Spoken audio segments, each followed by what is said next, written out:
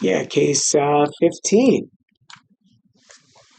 Yeah, so on low power, this looks like a superficial thermal vascular lesion right under the dermis. The vessels are close to the surface and dilated.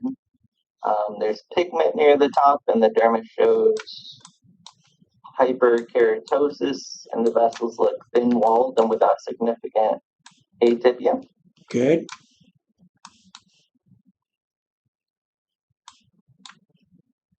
I think this is most consistent with angiokeratoma. Yeah, good.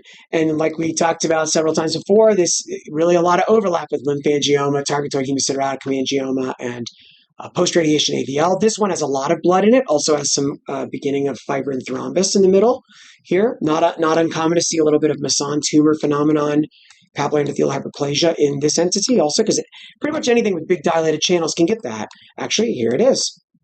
Told you I didn't know. I didn't review all these last night. I was like, oh, okay, I think I've seen these before mostly.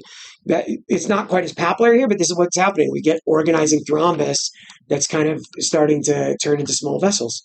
So the key is that the blood filled channels get kind of trapped in the epidermis. Now they're not truly intraepidermal, even though it looks like it. I mean, they have blood in them.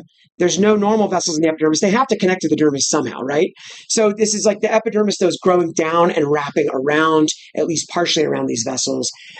They often tend to ulcerate and hemorrhage into the scale, to the surface. So they tend to have a lot of blood, congealed kind of blood, fibrin, inflammatory, neutrophil-rich scale crust with parakeratosis and fibrin and blood on the surface. Hemorrhagic scale crust is really common. They often look black clinically, especially these ones that get trauma and break through the epidermis and bleed. And look, the epidermis is so thin, not surprising that they bust through there. Someone scratches at it and it starts bleeding. So they can look black and look kind of scary clinically because they can look like melanoma. They look a little inflamed and crusty and ulcerated, and then they look black.